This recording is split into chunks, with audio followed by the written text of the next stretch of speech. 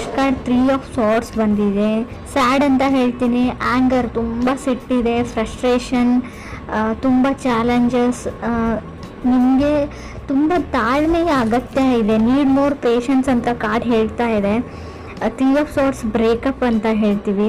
So ಯಾವ ಥರ breakup ಅಂದರೆ, ನಾನು ಸ್ಪೆಷಲಿ 5 ಆಫ್ ಸಾರ್ಟ್ಸ್ ಅಥವಾ 7 ಆಫ್ ಸಾರ್ಟ್ಸ್ ಬಂದಿದ್ದರೆ ನಿಮಗೆ ವಿಷಯ ಗೊತ್ತಾಗಿರುತ್ತೆ, ಅವ್ರು ಮೋಸ್ಕರ ಅಂತ ಬ್ರೇಕಪ್ ಮಾಡ್ಕೊಂಡಿದ್ದೀರಾ ಅಂತ ಹೇಳ್ಬೋದು. 3 ಆಫ್ ಸಾರ್ಟ್ಸ್ ಇಲ್ಲದೆ ಇರೋ ವಿಷಯಕ್ಕೆ ಅಥವಾ ಥರ್ಡ್ ಪರ್ಸನ್, ಯಾರೋ ಮೂರನೇ ವ್ಯಕ್ತಿ ನಿಮ್ಮಿಬ್ಬರ ಮಧ್ಯೆ ತಂದಿಡ್ತಾ ಇದ್ದಾರೆ. ಆಲ್ರೆಡಿ ಮ್ಯಾರಿಡ್ ಆಗಿದ್ರೆ ಫ್ಯಾಮಿಲಿ ಮೆಂಬರ್ಸ್, ರಿಲೇಟಿವ್ಸ್, ಅಥವಾ ನಿಮ್ಮ ಮನೆಯಲ್ಲೋ ಅಥವಾ ಅವ್ರ ಮನೆಯಲ್ಲೋ ನೀವಿಬ್ಬರು ಚೆನ್ನಾಗಿರೋದನ್ನು ಅವ್ರಿಗೆ ನೋಡೋಕ್ಕಾಗಲ್ಲ ಅಂತ ಕಾರ್ಡ್ ಕ್ಲಿಯರ್ ಆಗಿ ಹೇಳ್ತಾ ಇದೆ ಅವರಿಗೆ. ನಿಮಗೆ ಬೇರೆಯವ್ರ ಮಾತನ್ನ ಕೇಳೋದನ್ನು ಬಿಟ್ಬಿಡಿ. ನಿಮಗೆ ಆ ವ್ಯಕ್ತಿನ ಕಂಡ್ರೆ ಇಷ್ಟ ಇದೆಯೋ ಇಲ್ವೋ ಅದ್ರ ಬಗ್ಗೆ ಅಷ್ಟೇ ಯೋಚನೆ ಮಾಡಿ ಅಂತ ನಾನು ಹೇಳ್ತೀನಿ. Second card 7 of cups.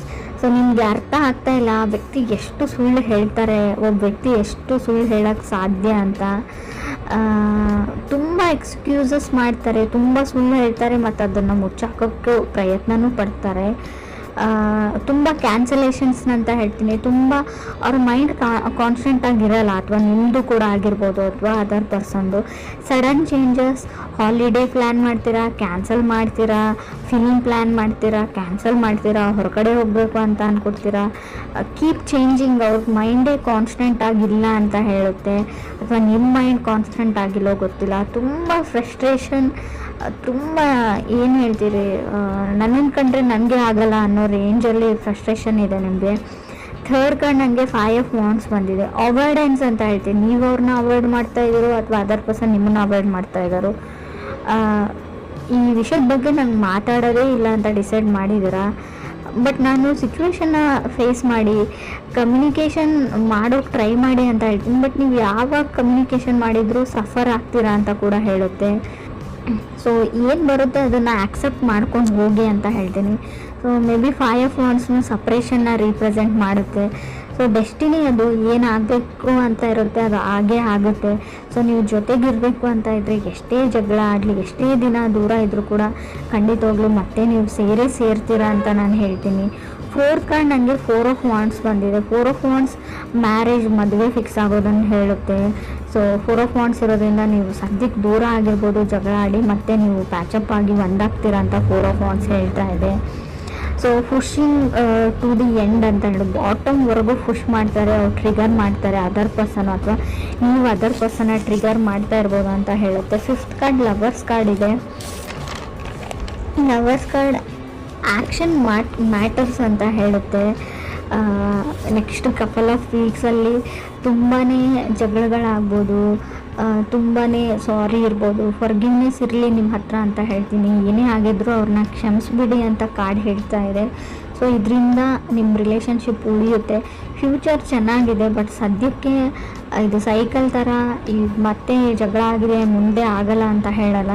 ಮತ್ತೆ ಜಗಳಗಳು ಆಗ್ತಾನೇ ಇರುತ್ತೆ, ಬಟ್ ನಿಮ್ಮ ಹತ್ರ ಇದೆ. ಪೇಷನ್ಸ್ ಇಸ್ ಎ ಕೀ ಅಂತ ಹೇಳ್ತೀನಿ. ಎಷ್ಟು ನಿಮ್ಮ ಹತ್ರ ತಾಳ್ಮೆ ಇರುತ್ತೆ ಅಷ್ಟು ವರ್ಕ್ ಆಗುತ್ತೆ ಅಂತ ನಾನು ಹೇಳ್ಬೋದು. 6th ಕಾರ್ಡ್ ಸ್ಟಾರ್ ಕಾರ್ಡ್ ಬಂದಿದೆ. ಸಫರಿಂಗ್ ಮ್ಯಾರೇಜ್ ಅಂತ ಹೇಳುತ್ತೆ ಆ್ಯಂಡ್ ರಿಲೇಷನ್ಶಿಪ್ ಅಂತ ಕೂಡ ಹೇಳ್ತೀನಿ. ಸೊ ಮೇ ಬಿ ನೀವು ಆಲ್ರೆಡಿ ಮದುವೆ ಆಗಿರ್ಬೋದು, ಮದುವೆ ಆಗಿಡ್ದು ನಿಮಗೆ ಬರೀ ಸಫರಿಂಗ್ ಇರ್ಬೋದು, ಬರೀ ಈ ಮದುವೆಯಿಂದ ಬರೀ ನೀವು ತುಂಬ ಅಂದರೆ ತುಂಬ ಮಾನಸಿಕ ಅಶಾಂತಿನ ಅನುಭವಿಸಿರ್ಬೋದು. ಸೊ ಅದು ಡೆಸ್ಟಿನಿಯಲ್ಲಿದೆ, meant to have a fight ಅಂತ. ಸೊ ಅದನ್ನು ನೀವು ಚೇಂಜ್ ಮಾಡೋಕ್ಕಾಗಲ್ಲ. ಇವ್ರನ್ನೇ ಅಲ್ಲ, ಬೇರೆ ಯಾರನ್ನು ಕೂಡ ನೀವು ಮದುವೆ ಆಗಿದ್ರು ಡೆಸ್ಟಿನಿನ ಬದಲಾಯಿಸೋಕ್ಕಾಗಲ್ಲ. ಹಣೆ ಬರ ಅಂತ ಹೇಳ್ತೀವಿ ನಾವು, ಅದನ್ನು ನೀವು ತೆಗ್ದಾಕೋಕ್ಕಾಗಲ್ಲ. 7th ಕಾರ್ಡ್ 10 ಆಫ್ ವಾಂಡ್ಸ್ ಬಂದಿದೆ. ಅನ್ಲೋಡ್ ದಿ ಬ್ಯಾಗೇಜ್ ಅಂತ ಹೇಳ್ತೀವಿ, ಲ್ಯಾಪ್ಸ್ ಆಫ್ ಜಡ್ಜ್ಮೆಂಟ್ ಅಂತ ಹೇಳ್ತೀವಿ, ಪ್ಲ್ಯಾನ್ ಅಂತ ಹೇಳ್ಬೋದು. ನೀವು ಅದರ್ ಪೀಪಲ್ನ ಸಡನ್ನಾಗಿ ಜಡ್ಜ್ ಮಾಡೋದನ್ನು ಬಿಡಿ ಅಂತ ಹೇಳ್ತಾ ಇದೆ ಕಾರ್ಡು. ಸೊ ನೀವು ತುಂಬ ಬೇಗ ಬೇರೆಯವ್ರ ಬಗ್ಗೆ ನೆಗೆಟಿವ್ ಆಗಿ ಯೋಚನೆ ಮಾಡ್ತಾ ಇರ್ಬೋದು, ನೀವು ಅಥವಾ ಅದರ್ ಪರ್ಸನ್ನು.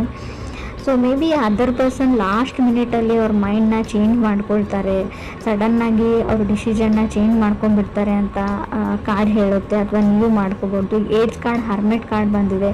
ಟೈಮ್ ಔಟ್ ಅಂತ ಅನ್ನಿಸ್ತಾ ಇರ್ಬೋದು ನಿಮಗೆ, ಇನ್ನು ಸಾಕಪ್ಪ ಸಾಕು, ಇದರಿಂದ ಹೊರಗಡೆ ಹೋದ್ರಾಯ್ತು ಅಂತ ಕೂಡ ಅನಿಸ್ಬೋದು. ಬಟ್ ತಾಳ್ಮೆ ಇರಲಿ ಅಂತಲೇ ಕಾರ್ಡ್ ಹೇಳ್ತಾ ಇರೋದು. ನೀವು ಕನೆಕ್ಟ್ ಆಗಿರೋ ವ್ಯಕ್ತಿ ಏನು ತುಂಬ ಕೆಟ್ಟ ವ್ಯಕ್ತಿ ಅಲ್ಲ, ಅವ್ರು ತುಂಬ ಒಳ್ಳೆಯವರು. ಸೊ ಸಿಚುವೇಶನ್ನು, ಈ ಪ್ಲ್ಯಾನೆಟ್ ರೆಸ್ಟ್ರೋಗೇಷನ್ನು, ಅವ್ರ ಚಾರ್ಟಲ್ಲಿರೋ ಗ್ರಹಗಳು, ಹೇಳ್ತೀವಲ್ವ ಅವ್ರ ಡೆಸ್ಟಿನಿ, ಸೊ ಆ ಥರ ಮಾಡಿಸ್ತಾ ಇರುತ್ತೆ. ಅವ್ರು ಮಾಡ್ತಾ ಇರಲ್ಲ. ಬಟ್ ಕೆಲವ್ರಿಗೆ ನಿಮ್ಮನ್ನು ಸಹಿಸ್ಕೊಳ್ಳೋಕ್ಕಾಗಲ್ಲ. ಸ್ವಲ್ಪ ದೃಷ್ಟಿ ದೋಷ ಅಂತ ಹೇಳ್ತೀವಿ, ಆದಷ್ಟು ಅದನ್ನು ನಿವಾರಣೆ ಮಾಡ್ಕೊಳ್ಳಿ ಅಂತ ಹೇಳ್ಬೋದು. ಹರ್ಮೆಟ್ ಕಾರ್ಡ್ ಸೋಲ್ ಸರ್ಚಿಂಗ್, ತುಂಬ ಡಿಪ್ರೆಷನ್ನಲ್ಲಿ ಇರ್ತೀರ, ಸ್ವಲ್ಪ ಮೆಡಿಟೇಷನ್ ಮಾಡಿ, ಯಾವುದಾದ್ರೂ ವೆಕೇಷನ್ಸಿಗೆ ಹೋಗಿ, ಪ್ಲೇಸ್ ಚೇಂಜ್ ಮಾಡಿ, ಫ್ರೆಂಡ್ಸ್ನ ಮೀಟ್ ಮಾಡಿ, out of the box think ಮಾಡಿ, ನಿಮ್ಮ ಲೈಫ್ನ ಬಿಟ್ಬಿಟ್ಟು ಬೇರೆದ್ರ ಬಗ್ಗೆ ಯೋಚನೆ ಮಾಡಿ ಅಂತ ಹೇಳ್ತೀನಿ. 9th card 7 of pentacle, patience is the big thing ಅಂತ ಹೇಳುತ್ತೆ ಇಲ್ಲಿ. ಸೊ ಯಾವಾಗ ಇಬ್ಬರು ವ್ಯಕ್ತಿಗಳು ಜಗಳ ಆಡಿ ತುಂಬ ಹರ್ಟ್ಫುಲ್ ಮಾತುಗಳನ್ನ ಆಡಿ, ಕೆಲವ್ರಿಗೆ ಹರ್ಟ್ ಮಾಡಿರ್ತೀರ ನೀವು, ಅದರ್ ಪರ್ಸನ್ ನಿಮಗೆ ಅದರ್ ಪರ್ಸನ್ಗೆ. ಬಟ್ ಅದನ್ನು ಫಾರ್ಗಿವ್ ಮಾಡೋದು ಅಥವಾ ಕ್ಷಮಿಸೋದು ಅಷ್ಟು ಸುಲಭ ಅಲ್ಲ, ನನಗೆ ಗೊತ್ತು. But 7 of pentacles, forgiveness is A key, patience is A key ಅಥವಾ ಬಿಗ್ ಥಿಂಗ್ ಅಂತ ಹೇಳ್ತಾ ಇದೆ. ನೀವು ತಾಳ್ಮೆ ಮತ್ತು ಒಬ್ಬ ವ್ಯಕ್ತಿನ ಕ್ಷಮಿಸುವಂಥ ಗುಣನ ನೀವು ಈ ಮಂತಲ್ಲಿ ಅಥವಾ ಈಗಲೇ ಇಟ್ಕೊಂಡ್ರೆ, ಸೊ ನಿಮ್ಮ ರಿಲೇಷನ್ಶಿಪ್ ತುಂಬ ಚೆನ್ನಾಗಿರುತ್ತೆ. ನಿಮ್ಗೆ ಅನ್ನಿಸ್ಬೋದು ಬಿಟ್ಟು ಹೋಗ್ಬಿಡ್ತೀನಿ, ಸಪ್ರೇಟ್ ಆಗಿಬಿಡೋಣ, ಡಿವೋರ್ಸ್ ತೊಗೊಂಡ್ಬಿಡೋಣ ಅಂತ, ಬ್ರೇಕಪ್ ಮಾಡ್ಕೊಂಡ್ಬಿಡೋಣ ಅನಿಸ್ಬೋದು ಕೆಲವರಿಗೆ. ಬಟ್ ಅದಾದಮೇಲೆ ತುಂಬ ದೊಡ್ಡ ಪ್ರೊಸೆಸ್ ಇರುತ್ತೆ. ಆ ಫ್ರಸ್ಟ್ರೇಷನ್ನು, ಆ ವ್ಯಕ್ತಿನ ಮರೆಯೋಕ್ಕಾಗಲ್ಲ ನಿಮಗೆ. 4 ಆಫ್ ಸೋರ್ಸ್ ಕಾರ್ಡ್ ಬರ್ತಾ ಇರುತ್ತೆ, ಅಂದರೆ ನಿಮ್ಗೆ ನಿದ್ದೆನೇ ಬರೋದಿಲ್ಲ. ಆ ಹಳೆ ನೆನಪುಗಳು, ಮೆಮೊರೀಸು, ಅದರಿಂದ ಹೊರಗಡೆ ಬರೋದು ಅಷ್ಟೊಂದು ಸುಲಭ ಅಲ್ಲ. ಇದನ್ನು ಅನುಭವಿಸಿದವ್ರಿಗೆ ಅಷ್ಟೇ ಗೊತ್ತಿರುತ್ತೆ.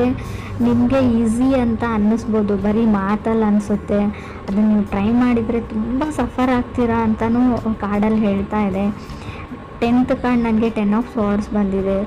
ನೀವು ಕ್ಷಮಿಸಿದ್ರೆ ನಿಮ್ಮ ಲೈಫು ತುಂಬಾ ಅಂದರೆ ತುಂಬ ಚೇಂಜ್ ಆಗುತ್ತೆ. ನಾನು ಯಾವ ಥರ ಹೇಳಬೇಕು ಗೊತ್ತಾಗ್ತಾ ಇಲ್ಲ. ಸ್ವಲ್ಪ ಕ್ಷಮೆ ಇರಲಿ ಅಂತ ಹೇಳ್ತೀನಿ. ನನಗೆ ಗೊತ್ತು ತಪ್ಪೆಲ್ಲ ಅದರ್ ಪರ್ಸನ್ದೇ ಅಂತಲೂ ಗೊತ್ತು. ಬಟ್ ಆದರೂ ಕೂಡ ಈ ಒಂದು ಮಂತ್ ಸುಮ್ಮನಿರೋಕ್ಕೆ ಟ್ರೈ ಮಾಡಿ, ತಾಳ್ಮೆ ಇರಲಿ ಅಂತ ಹೇಳ್ತೀನಿ. 10 ಆಫ್ ಸೋರ್ಡ್ಸ್ ಇರೋದ್ರಿಂದ ತುಂಬ ಜಗಳ, ಫ್ರಸ್ಟ್ರೇಷನ್ ಇಲ್ಲದೆ ಇರೋದನ್ನು ಅವ್ರ ಫ್ಯಾಮ್ಲಿ ಮೆಂಬರ್ಸ್ ಹೇಳ್ಬೋದು, ನಿಮ್ಮ ಫ್ಯಾಮ್ಲಿ ಮೆಂಬರ್ಸ್ ಹೇಳ್ಬೋದು. ಸೊ ನೀವು ನಂಬಿರೋ ವ್ಯಕ್ತಿನೇ ನಿಮಗೆ ಮೋಸ ಮಾಡ್ಬೋದು, ನೀವು ಮಾಡಿರದೇ ಇರೋದನ್ನು ಮಾಡಿದಿರಿ ಅಂತಲೂ ಹೇಳ್ಬೋದು ಅಂತ ಕಾರ್ಡ್ ಹೇಳುತ್ತೆ. 11th ಕಾರ್ಡ್ ಮೂನ್ ಕಾರ್ಡ್ ಬಂದಿದೆ. ಅಬ್ಸೆಸಿವ್, ಇದು ಇದೇ ಥರನೇ ಮಾಡಬೇಕಾಗಿತ್ತು, ನಾ ಹೇಳಿದ ಥರನೇ ಆಗಬೇಕು ಅನ್ನೋದಿದೆ ನೀವು ಅಥವಾ ಅದರ್ ಪರ್ಸನ್ನು. ಮೇಕಿಂಗ್ ವಾರ್ ಅಂತ ಹೇಳುತ್ತೆ, ಒಂದು ಯುದ್ಧನೇ ಆಗ್ಬೋದು. ಸಮಥಿಂಗ್ ಅಬೌಟ್ ಟು ಚೇಂಜ್ ಅಂತ ಹೇಳುತ್ತೆ ಮೂನ್ ಕಾರ್ಡ್ ಇರೋದ್ರಿಂದ. ಮೂನ್ ಕಾರ್ಡ್ ಅಂದರೆ ಸ್ವಲ್ಪ ಕಣ್ಣೀರು ಹೇಳ್ತೀನಿ, ಹಿಡನ್ ಥಿಂಗ್ಸ್, ಕೆಲವೊಂದು ವಿಷಯಗಳನ್ನ ಅವ್ರು ಸುಳ್ಳು ಹೇಳಿರ್ಬೋದು ಅವ್ರ ಫ್ಯಾಮ್ಲಿದವರು ಅಥವಾ ನಿಮ್ಮ ಫ್ಯಾಮ್ಲಿದವರು. ಇವರ್ ಇನ್ ದಿ ವೇಟಿಂಗ್ ಝೋನ್ ಅಂತ ಕೂಡ ಕಾರ್ಡ್ ಹೇಳ್ತಾ ಇದೆ. ಯಾವುದಕ್ಕೂ ವೇಟ್ ಮಾಡ್ತಾ ಇರ್ಬೋದು ಕೆಲವ್ರದ್ದು. ಸೊ ರೀಡಿಂಗ್ ಅಂದರೆ ಇನ್ನೂ ಕೆಲವ್ರಿಗೆ ನಾನು ಸಫರಿಂಗ್ ಆಫ್ ಮ್ಯಾರೇಜ್ ಹೇಳ್ತೀನಿ. ಸ್ವಲ್ಪ ಕೇರ್ಫುಲ್ ಆಗಿರಿ. ನಿಮಗೆ ಕೆಲವೊಂದು ಆಪ್ಷನ್ಸ್ ಬರುತ್ತೆ, ರಿಲೇಟಿವ್ ಕಡೆಯಿಂದ ಆಗಿರ್ಬೋದು, ಪ್ರಪೋಸಲ್ ಬರುತ್ತೆ. ಸೊ ಅದನ್ನು ನೀವು ಚೆನ್ನಾಗಿ ವಿಚಾರಣೆ ಮಾಡಿ, ಫ್ಯಾಮ್ಲಿ ಬ್ಯಾಕ್ಗ್ರೌಂಡ್ ಅಥವಾ ಅವ್ರ ಊರು, ಅವರಿರೋ ಪ್ಲೇಸು, ಅವ್ರು ಕೆಲಸ ಮಾಡೋ ಜಾಗ, ಸೊ ಅವರು ಯಾವ ಥರ ವ್ಯಕ್ತಿ ಅಂತ. ಸೊ ತುಂಬ ಬೇಗ ಹಳ್ಳಕ್ಕೆ ಬೀಳುವಂಥ ಚಾನ್ಸಸ್ ಇದೆ. ಸೊ ಮೂನ್ ಕಾರ್ಡ್ ಇರೋದ್ರಿಂದ ನಿಮ್ಗೆ ಯಾರಾದರೂ ಇಲ್ಲದೆ ಇರೋದನ್ನು ತೋರಿಸ್ಬಿಟ್ಟು ಇದು ನಮ್ಮದೇ ಅಂತ ಹೇಳಿಬಿಟ್ಟು ಮದುವೆ ಆಗುವಂಥ ಚಾನ್ಸಸ್ ಇದೆ. ಸೊ ಬಿ ಕೇರ್ಫುಲ್ ಅಂತ ಹೇಳ್ತೀನಿ. ಹರ್ಮೆಟ್ ಕಾರ್ಡ್ ಇರೋದ್ರಿಂದ ನಾನು ಒಂಟಿ ಆಗಿದ್ದೀನಿ, ನನಗೆ ಯಾರೂ ಇಲ್ಲ, ಲೋನ್ಲಿ ಆಗಿದ್ದೀನಿ ಅಂತ ಕೂಡ ಕೆಲವೊಂದು ಸರ್ತಿ ನಿಮ್ಗೆ ಅನ್ನಿಸ್ಬೋದು. ಸೊ ಆ ಕ್ಷಣಕ್ಕೆ ಯಾವುದೇ ನಿರ್ಧಾರಗಳನ್ನ ನೀವು ತೊಗೊಳ್ಬೇಡಿ. Out of the box think ಮಾಡಿ. ಯಾರಾದರೂ ಓಲ್ಡ್ ಫ್ರೆಂಡ್ಸ್ ಜೊತೆ ಫೋನಲ್ಲಿ ಮಾತಾಡಿ, ಮನಸ್ಸಿಗೆ ಸಮಾಧಾನ ಆಗುತ್ತೆ. ಪೇರೆಂಟ್ಸ್ ಜೊತೆ ಕನೆಕ್ಟೆಡ್ ಆಗಿರಿ. ನೀವು ಒಬ್ಬರೇ ಇದ್ದೀನಿ ಅಂತ ಅಂದ್ಕೊಳ್ಬೇಡಿ. ಲೈಫಲ್ಲಿ ಯಾರೂ ಒಬ್ಬರೇ ಇರಲ್ಲ. ಎಲ್ರಿಗೂ ಅವ್ರ ಫ್ಯಾಮ್ಲಿ ಮೆಂಬರ್ಸ್ ಇರ್ತಾರೆ, ಎಲ್ರಿಗೂ ಅವ್ರ ಫ್ರೆಂಡ್ಸ್ ಇರ್ತಾರೆ. ಸೊ ಇದು ಒಂದೇ ಲೈಫ್ ಇರಲ್ಲ, ಅರ್ಥ ಮಾಡ್ಕೊಳ್ಳಿ. ಇದು ನಾನು ಯಾರಿಗೆ ಹೇಳ್ತಾ ಇದ್ದೀನಿ ಅವ್ರಿಗೆ ಮುಟ್ಟಿದ್ರೆ ಸಾಕು, ನನಗೆ ಅವ್ರು ತುಂಬ ದುಃಖದಲ್ಲಿದ್ದಾರೆ, ಸಫರ್ ಮಾಡ್ತಾ ಇದ್ದಾರೆ ಅಂತ ಗೊತ್ತು. ಈ ಸಿಚುವೇಶನ್ ನಿಮ್ಗೆ ಅಷ್ಟೇ ಬಂದಿರಲ್ಲ. ರಿಲೇಷನ್ಶಿಪ್ಪಲ್ಲಿರೋರಿಗೆ, ಕಮಿಟ್ ಆಗಿರೋರಿಗೆ ಎಲ್ರಿಗೂ ಈ ಕಣ್ಣೀರು ಬಂದಿರುತ್ತೆ. ಎಲ್ಲರೂ ಈ ಕಷ್ಟನ ಅನುಭವಿಸಿರ್ತಾರೆ. ಇದನ್ನು ಉಳಿಸ್ಕೊಳ್ಳೋದು ಅಥವಾ ಕೆಡಿಸ್ಕೊಳ್ಳೋದು ಅಂತ ಹೇಳ್ತೀನಿ ನಿಮ್ಮ ಕೈಯಲ್ಲೇ ಇದೆ. ಪೇಷನ್ಸ್ ಇರಲಿ, ತಾಳ್ಮೆ ಇರಲಿ.